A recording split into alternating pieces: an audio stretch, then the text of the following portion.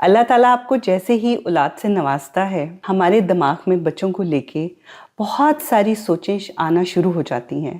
تو آج یہ سب باتیں کرنے کے لیے ہمارے ساتھ ہیں حنا خان.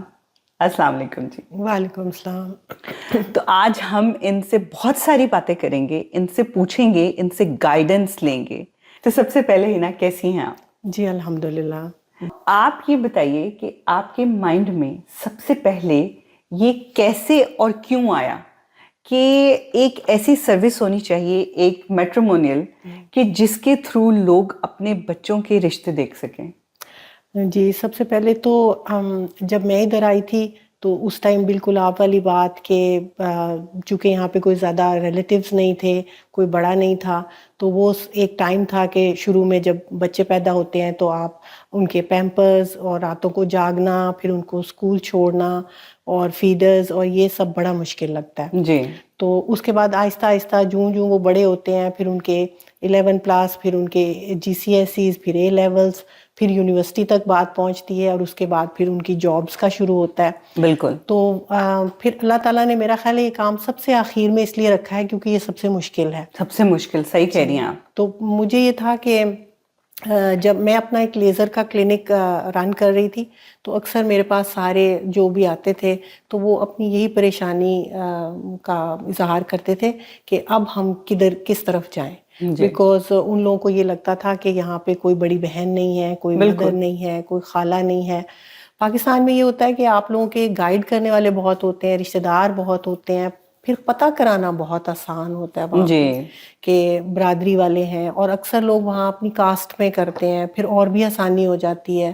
تو یہاں پہ ایک پریشانی سی لگ جاتی تھی، اور اسپیشلی جب ان کا پہلا بچہ بڑا ہوتا تھا تو ان کو یہ احساس ہوتا تھا کہ اب کدھر جائیں، کس سے پتہ کریں، کیونکہ یہاں پہ زندگی اتنی مصروف ہے، اسپیشلی لنڈن میں تو بہت فاسٹ لائف ہے.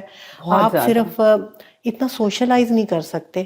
آپ صرف اسکول اور گھر، سپارہ پڑھنے چھوڑنے جانا ہے، پھر واپس آنا ہے، اور اس کے بعد پھر یونیورسٹیوں کے چکر.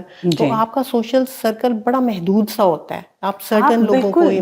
پاکستان میں تو یہ ہوتا ہے کہ ہمارے برادری، رشتے دار سب اتنے زیادہ ہوتے ہیں، آنا جانا، ملنا ملانا اتنا زیادہ ہوتا ہے کہ آپ کو بیٹھے بیٹھے 10 رشتے تو ویسے ہی نظر آ جاتے ہیں. بالکل. اور شادیوں پہ جانا بہت زیادہ، پھر وہاں کوئی اکثر پوچھ لیتا ہے.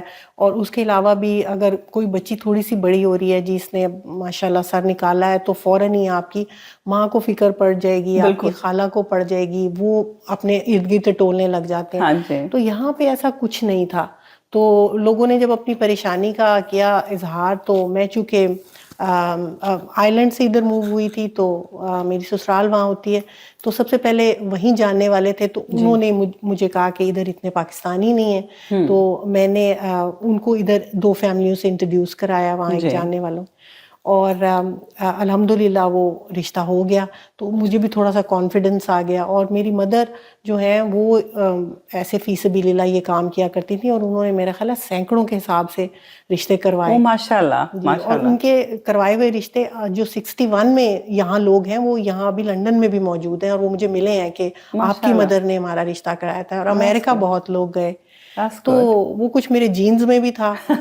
تو مجھے ذرا اور حوصلہ ہوا کہ یہ 2 رشتے بڑے اچھے ہو گئے ہیں، اور لڑکیاں دونوں انگلینڈ سے تھیں اور لڑکے دونوں آئی لینڈ سے تھے. تو اس کے بعد پھر ہم نے اس کو تھوڑا سا آرگنائز کر کے کرنا شروع کیا، اور یہ آج سے کوئی 19 سال پرانی بات ہے. ماشاءاللہ. جی 19 سال، جن کے 19 سال پہلے رشتے ہوئے ہیں، اب تو ان کی بچیاں بھی بڑی ہو گئی ہوں گی اور وہ آپ کے پاس آئیں گے کہ دیکھیں نا، آپ نے ہمارا کرایا تھا تو اب ہمارے بچوں کے لیے بھی ایسا ہی کوئی اچھا سا رشتہ ڈھونڈ کے دیں. بالکل. وہ صدقہ جاریہ بھی ہیں میرے لیے، ان کے آگے بچے ہوئے ہیں.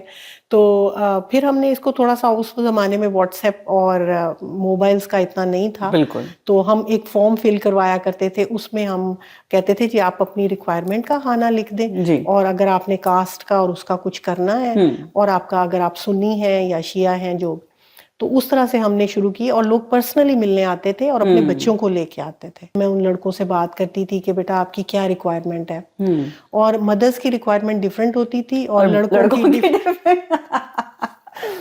تو ان کو ایک پیج پہ لانا، اس کی بہت بھی مشکل کاؤنسلنگ کرنی پڑتی تھی کہ ماں کو علیحدہ سے سمجھانا کہ وہ تو یہ چاہ رہا ہے تو آپ پلیز ایک سیم پیج پہ آ جائیں پہلے والے۔ ماشاء اللہ اب تو مائیں مائیں بھی بھی ماشاء اللہ بالکل وہ ایک نئی جنریشن آ گئی نا، ساری پڑھی لکھی ہیں، اور یہاں کی بورن براٹ اپ مدرس تو ماشاء اللہ بچوں کے بالکل وہ سیم پیج پہ بھی ہوتے ہیں اور بالکل ماشاء اللہ وہ اسی طرح سوچتے بھی ہیں، ان کے لیے آسان ہے۔